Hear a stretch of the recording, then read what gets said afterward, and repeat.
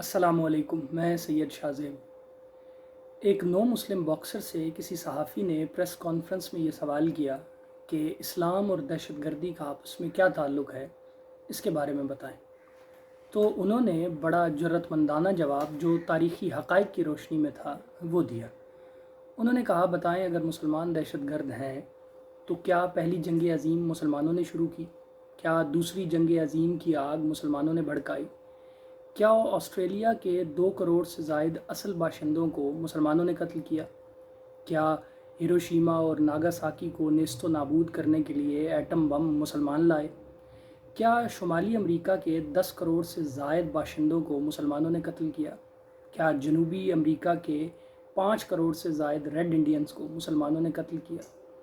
کیا 18 کروڑ سے زائد سیاہ فاموں کو ان کے ملکوں سے غلام بنا کر مسلمان لائے، جن میں سے 77% جانوروں کی طرح لائے جانے کی وجہ سے راستے میں ہی ہلاک ہو گئے اور انہیں بحر اوقیانوس سمندر میں بہا دیا گیا؟